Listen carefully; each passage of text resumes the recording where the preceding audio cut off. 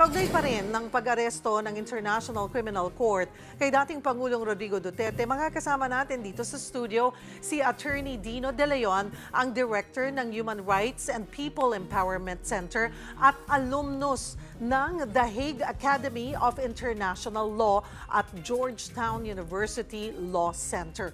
Maganda kasi pong mas pag-usapan to para maintindihan natin yung ding proseso ng pagdadaanan ni dating Pangulong Rodrigo Duterte. Okay, ito pong pag-aresto kay dating Pangulo, Attorney Dino, ay pre-trial. Nasa pre-trial stage pa lamang. When we say pre-trial, ano ba yung pagdadaanan? Is it the same as like yung ordinaryong korte natin dito sa bansa? So, ngayon darating siya sa ICC, di ba? Siyempre, ilalagay siya sa detention facility. Maganda yung detention facility nila doon. Kanina pinag-usapan natin. Bakit? Maayos, ayos. You were there, nag-aral ka. Nag-aaral ako doon. Napasok mo ba yan? Nakita mo ng in-person? Doon kami banda sa Scheveningen tumira. Beach yan. Malapit yan sa beach, no? Tapos may sarili silang kitchen, may sarili silang computer. By the way, wala lang internet connection, may sarili yang TV. Unlike yung kay Senator Laila de Lima, walang TV, walang aircon, di ba? Walang computer, walang kahit ano, walang ref, no? Ito may kitchen sila. Pwede sila magluto doon para makita na humane ang conditions, di ba?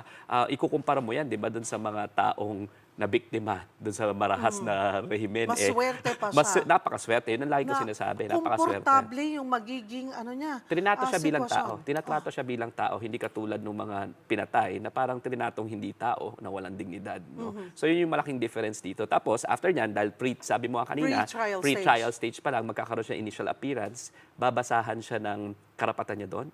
And then afterwards, ibabasahin sa kanya yung mga allegation sa kanya. Okay? So again, there's due process na hindi nakuha ng lahat ng mga pinatay na mahigit 30,000 sa estimate ng, or around 30,000 sa estimate ng International Criminal Court. 12,000 to 30,000 yan. No? Pagkatapos noon ay magkakaroon ng initial yung hearings to determine if the trial should continue. No? Ay, So, may ganun pa. So, ito ay parang mini trial. No? Kasi doon sa issuance of warrant of arrest, ang inilagay lang, iba yung quantum of proof required doon. Yung quantum of proof required lang doon is there is reasonable ground to believe. No? In this particular instance, ang i-determine na is there substantial evidence to believe.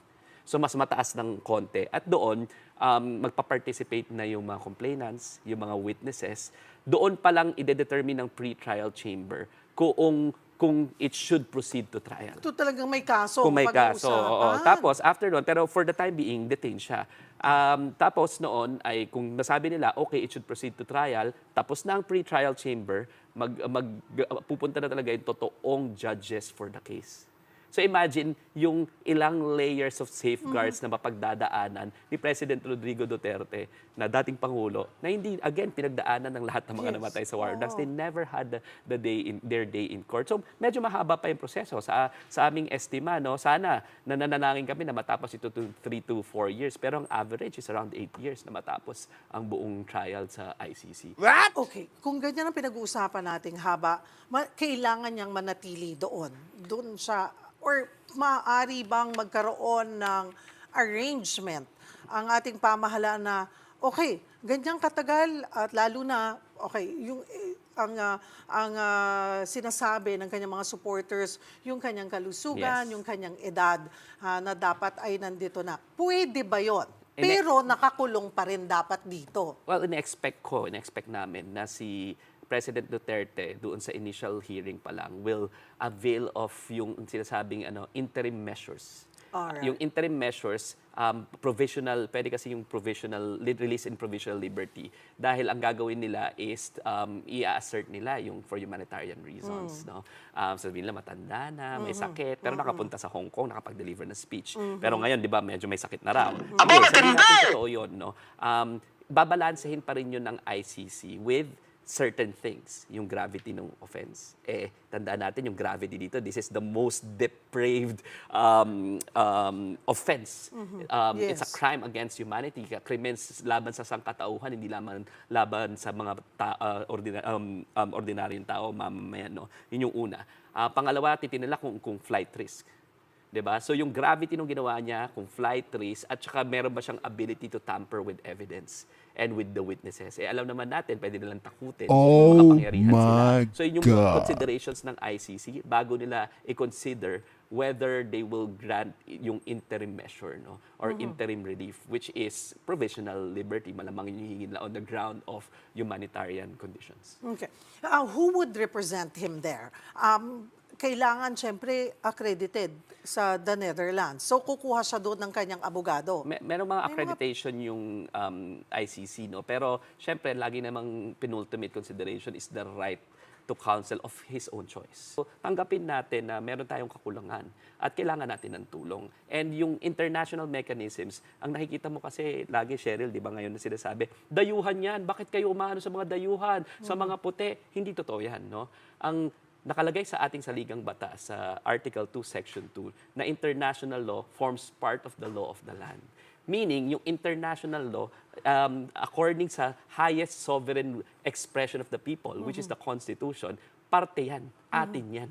So just because we're relying on international mechanisms, hindi mo pwedeng sabihin na foreign yan kaagad dahil tayo mismo, sinabi natin, parte ng law of the land ang international law. No? So hindi pwede yung sasabihin natin, dayuhan yan, hindi, atin yan. Kasama yan sa ating safeguards na in-ensure natin as a people as reflected in the Constitution.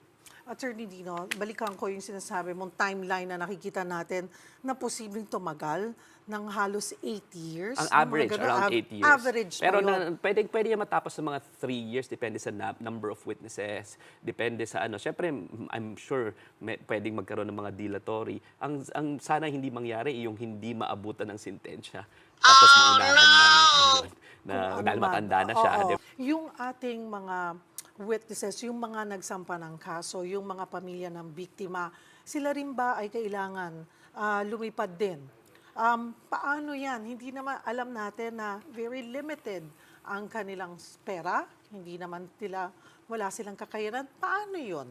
Pag ganoon? Meron tayong mga witnesses already, no? Kaya naman nakapag-issue ng warrant of arrest. Yes. Kasi ibig sabihin, meron ng preliminary set of pieces of evidence na kinuha yung prosecutor, no? Ibig sabihin, nag-devote ng resources dito ang International Criminal Court for their investigation. At sa ang aming pagkakaalam, nakuha na rin yung mga depositions tsaka yung mga testimonya. Of course, yung dating Pangulo, meron siyang karapatan to confront, di ba, and to cross-examine eventually, no? Ang alam ko is logistically, that is also taken care of na right now. Dahilan sa, kaya nga nag-investigate, minake sure nila na secured na yung mga witnesses na ito para pagkalarga ng trial, handa na sila. At sakali man napatawan na ng guilty ang dating Pangulo, saan isisilbi ang sentensya? Oo. Well, sana magdilang ang hell, no? Na mapatawan ng sentensya, di ba?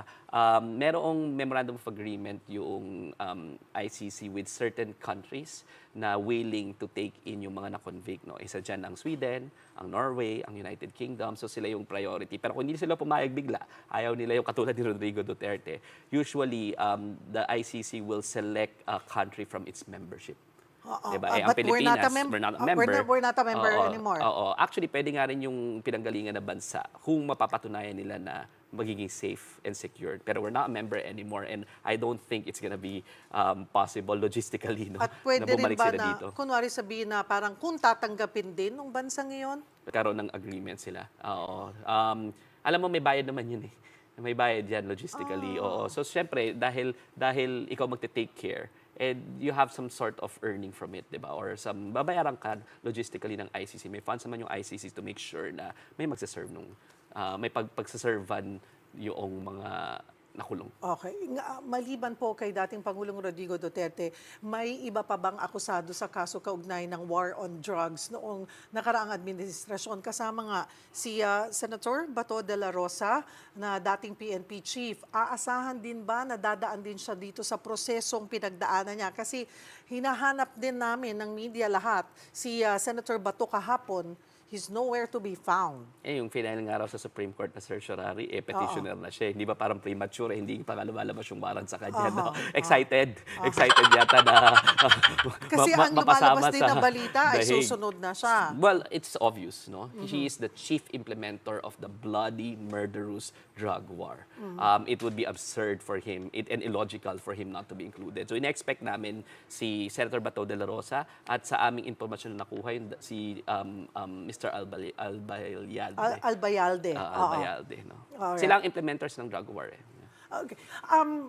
To be fair din, ay may karapatan din sila kung ano man din daw yung gusto pang i-petition, i-questionin yung legalidad ng pagkaka-aresto. So, with this, kung desisyon na nito ng Korte Suprema, or nakikita mo bang dapat ngang makialam ang Korte Suprema dito sa ganitong petisyon, if ever man na hindi, yung mga katulad nila dating Pangulo, saan sila maghahain ng petisyon? Oo.